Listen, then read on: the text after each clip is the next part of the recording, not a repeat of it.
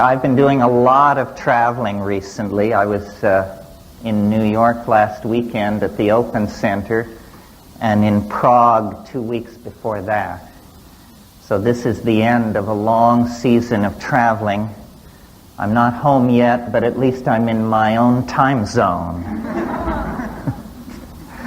I want to especially thank Andy Voth and the Carnegie Museum of Art in Oxnard for inviting me to participate. It represents a real commitment to free speech and First Amendment rights, I think, for an art museum.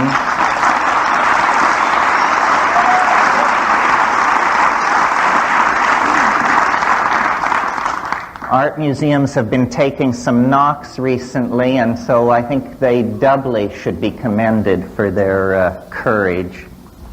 And I want to explain, as Andy mentioned, this is a benefit for Botanical Dimensions, which explains the double price over the ticket. All of this money will go to the preservation of medicinal plants with a history of shamanic usage. That is the special focus of our botanical garden in Hawaii. And before I start the formal lecture, I'd like to just say a little bit about that. As you know, the rainforests of the world are being cleared at a very frightening rate. And perhaps voices are beginning to be heard to halt this destruction of the natural environment. But whether it's halted or not, the destruction of the knowledge of native peoples concerning the uses of the plants in the rainforest, this is disappearing without doubt in the next 30 years because these people are moving into cities, taking jobs in the ordinary market economy, and thousands of years of accumulated folk medical knowledge is being lost. So the real world political work that Kat and I do is associated with Botanical Dimensions. We conceived it together many, many years ago, and then about 6 years ago, Kat took it over, put it on its official feet, made it a non-profit foundation, and has run it day to day since then with tremendous energy and efficiency. So I'd like to acknowledge Terence McKenna here.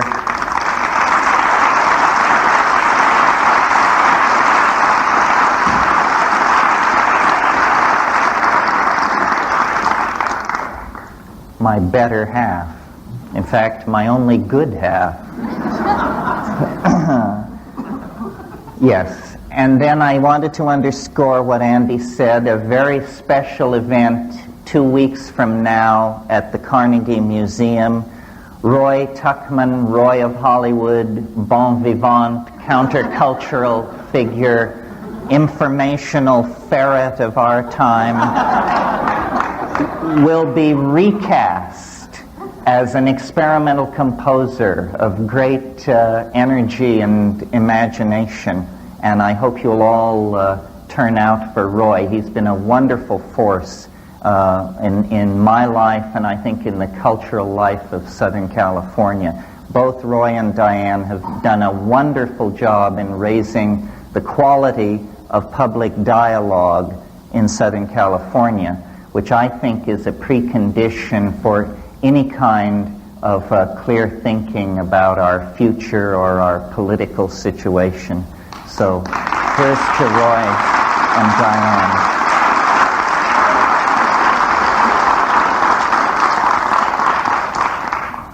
Okay.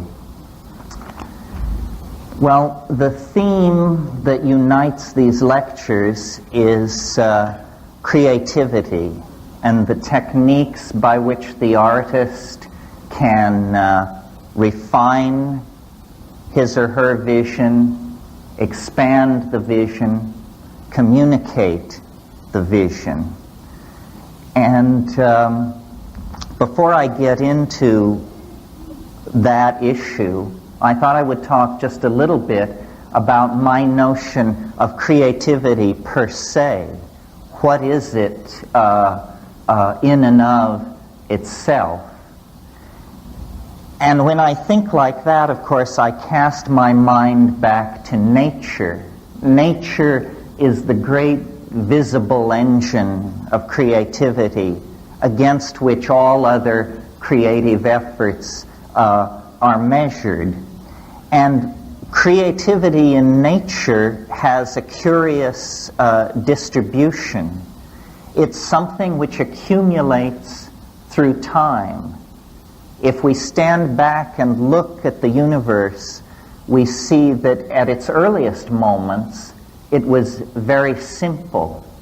It was a plenum. It was without characters or characteristics. It was what in Hindu mythology is called the Turaya, which is described as attributeless. And naturally, if something is without attribution, you can't say much about it. It takes a while for it to undergo a declension into more creative realms. And these creative realms are distinguished as domains of difference. The precondition for creativity is, I think, disequilibrium, what mathematicians now call chaos. And through the life of the universe, as temperatures have fallen, more and more complex compound structures have arisen. And though there's been many a slipping back in this process, over very large spans of time we can say that creativity is conserved, that the universe becomes more creative. And out of that state of creative fecundity, more creativity is manifest. So that from that point of view, the universe is almost what we would have to call an art-making machine, an engine for the production of ever more novel forms of connectedness, ever more exotic juxtapositions of disparate elements. And out of this, I believe, arises implicitly a set of principles that we can then apply to the human artist in the human world.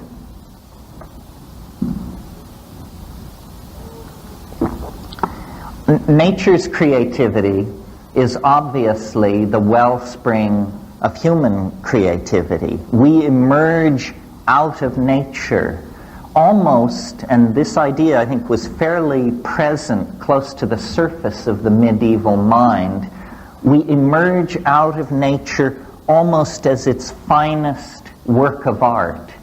The medieval mind spoke of the productions of nature. This is a phrase you hear as late as the 18th century, the productions of nature.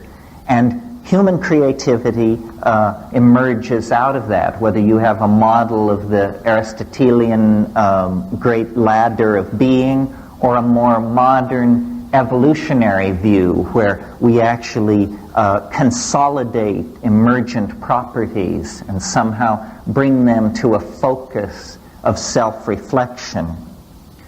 Now, I'm sure that we couldn't carry out a discussion of this sort without observing that the prototypic figure for the artist, as well as for the scientist, is the shaman. The shaman is the figure at the beginning of human history that unites the doctor, the scientist, and the artist into a single notion of caregiving and creativity. And I think that, to whatever degree art over the past several centuries has wandered in the desert, it is because this shamanic function has been either suppressed or forgotten. And we've different images of the artist have been held up at different times. The artist as artisan, the artist as handmaiden of a ruling class or family, the artist as designer for the production of integrated objects into a civilization.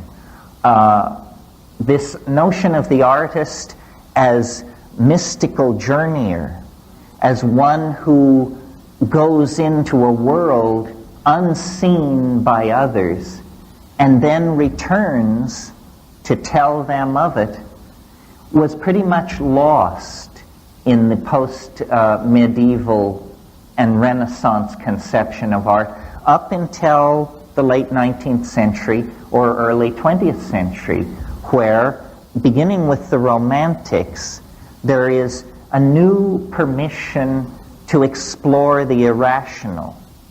This really is the bridge back to the archaic shamanic function of the artist. Permission to explore the irrational. The Romantics did it with their elevation of titanic emotion, romantic love specifically.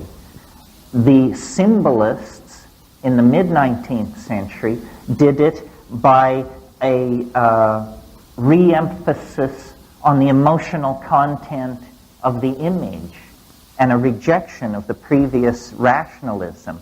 And that emphasis on the image and on the emotions set the stage then for what I take to be the truly shamanic movements in art, which begin really with Alfred Jarry in the late 1880s and early 1890s. Jarry, you may remember, was the founder of something called the École du Pataphysique, the Pataphysical College. Jarry announced pataphysics is the science. The problem was nobody could understand what it meant or what it stood for, including Jarry. Jarry was tight with L'Entremont, who you may recall said, "I am fascinated with that kind of beauty that arises when a sewing machine meets a bicycle on an operating table." See, this was a true effort to bend the boundaries of art, to create new permission really for the unthinkable. And this, again, reinforces the shamanic function. What do we mean when we say the unthinkable? We mean the envelope of that which can be conceived. And for at least 200 years, the ostensible mission of the artist has been to test the conceptual and imagistic envelope of what the society is willing to tolerate. And this has taken many forms. The deconstruction of imagery that we get with abstract expressionism, going back into impressionism and the pointillists, or the permission for the irrational imagery of the unconscious, surrealism, and German expressionism make use of this permission. Always the idea being to somehow destroy the idols of the tribe, dissolve the conceptual boundary of ordinary expectation. Well, in order to do this, it seems to me there is a precondition for the creation of art, which I call understanding. And I don't mean this in an intellectual sense. I mean it in the sense that Alfred North Whitehead intended when he defined understanding as the apperception of pattern as such. As such. There's nothing more to it than that. You see, if we were to look at this room and we were to squint our eyes, and I'm doing this right now, and I see that the room divides itself into people dressed in red and people dressed in blue. This is a pattern, and it tells me something about what I'm looking at. Now I shift my depth of field. Now I'm looking at where men are sitting and where women are sitting. This is a different pattern, and it tells me more about what I am looking at. The number of these patterns theoretically present in any construction is infinite. That says to me then that the depth of understanding cannot be known. It cannot be known. Everything is immanent. William Blake makes this point, that you can see infinity in a grain of sand. So understanding then is the precondition for creativity. And this understanding is not so much intellectual as it is visual. Visual. And in thinking about this, I realized what an influence upon my own ideas in this area Aldous Huxley was. Not the Huxley that we might ordinarily associate with my concerns, the Huxley of The Doors of Perception and Heaven and Hell, but the Huxley of a very modest book that he wrote in the early 50s called The Art of Seeing. The Art of Seeing. And in that book, he makes the point that a good art education begins with a good drawing hand. That to be able to coordinate the hand and eye and to see into nature, to see into the patterns present as such, is the precondition for a kind of approach to the absolute. Now, out of this process of seeing, which I'm calling understanding, the creative process ushers in novelty. And many of you have heard me speak of novelty in another context, in the context of nature as a novelty-producing engine of some sort, and ourselves almost as the handiwork of nature. But this same handiwork of nature which we represent, we also internalize and re-express through the novelty of the human world. Well, now, if we take seriously the shamanic model as a basis for our authentic art, then certainly in the modern context, what we see missing from the repertoire of the artist are shamanic techniques. And it's for the discussion of these shamanic techniques, I believe, that I was brought here this evening. So I want you to cast your mind back to a great seminal moment, germinal moment in the history of human thought, which was about 25,000 years ago. The great glaciers that had covered most of the Eurasian landmass began to melt, and human populations that had been islanded from each other for about 15 millennia began to recontact each other and reconnect. And out of this comes what is called the Magdalenian Revolution from 18,000 to 22,000 years ago. And what it is nothing less than a tremendous explosion of creativity and aesthetic self-expression on the part of the human species. We find for the first time, bone and antler technology takes its place along with stone technology. Musical instruments appear over a wide area. And cave paintings, some paintings in areas and recesses so remote from the surface of the ground that it takes several hours to reach them, are painted and set up in dramatic tableaus specifically designed to bring together sound, light, and dance in hierophanies, extravaganzas of aesthetic output that invoke a kind of transcendent other that human beings for the first time are trying to come to grips with and make some kind of cultural statement about. And this pulling into matter of the ideas of human beings, first, in the forms of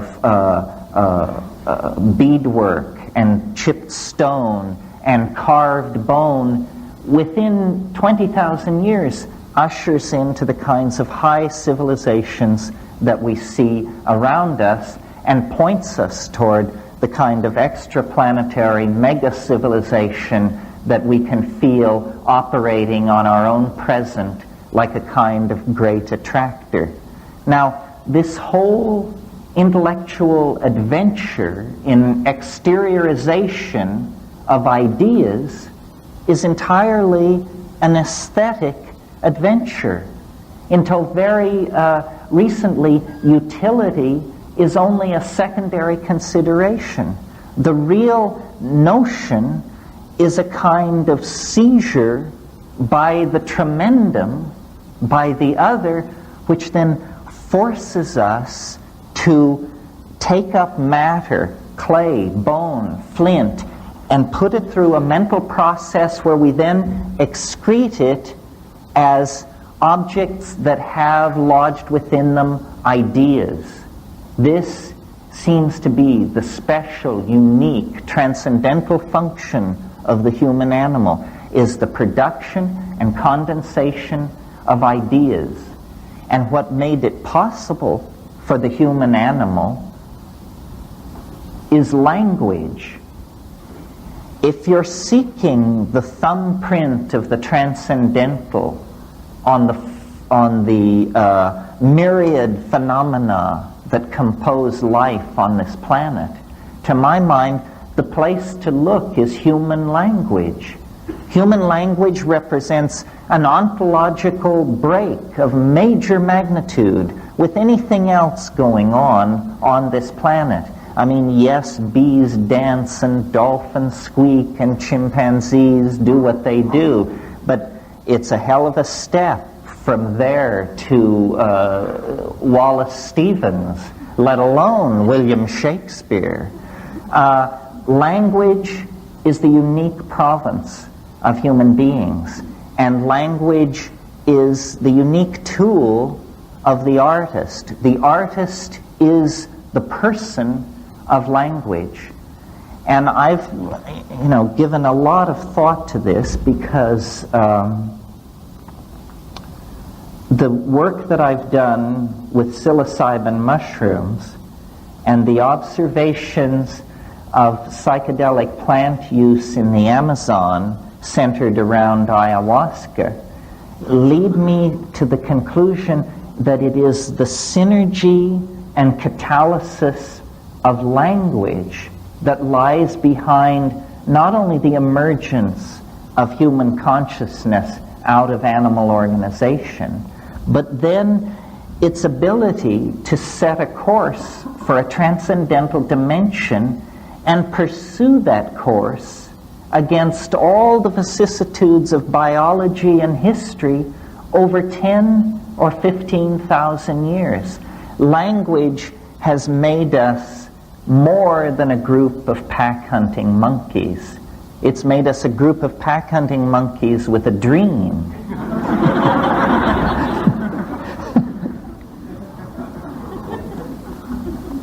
And the fallout from that dream has given us our glory and our shame, our weaponry, our technology, our art, our hopes, our fears.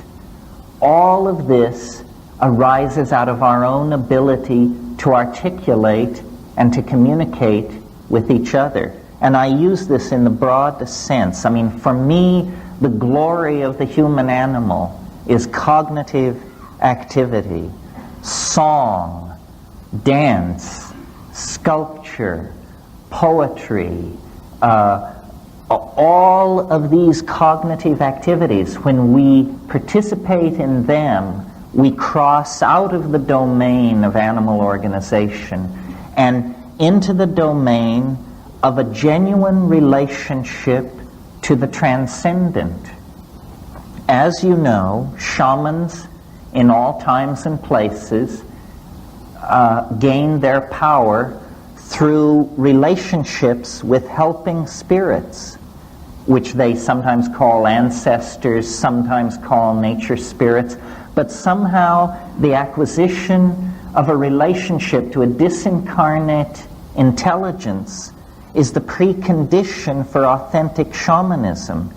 Now, nowhere in our world do we have an institution like that we do not consider pathological, except in the now very thinly spread tradition of the muse, that artists alone among human beings are given permission to talk in terms of my inspiration, or a voice which told me to do this, or a vision that must be realized. The thin line, the thin thread of shamanic descent into our profane world leads through the office of the artist. And so, if society is to somehow take hold of itself at this penultimate moment, as we literally waver on the brink of planetary extinction, then the artist, like Ariadne following her thread out of the labyrinth, is going to have to follow this shamanic thread back through time. And you know, one of the most disempowering things that has been done to us by the male-dominant culture is to brush out our footprints into the past. We don't have a clue as to how we got here. Most people can't think further back than the first Nixon administration, let alone, you know, the arrival of the Vikings, the fall of Çatalhöyük, the melting of the glaciers, so forth and so on. We have been disempowered by a rational tendency to deny our irrational roots, which are a kind of embarrassment to science, because science is the special province of the ego, and magic and art are the special province of something else. I could name it, but I won't. It prefers to be unnamed, I think. So, how seriously then are we to take this, I'll call it an obligation, to follow the shamanic thread back into time?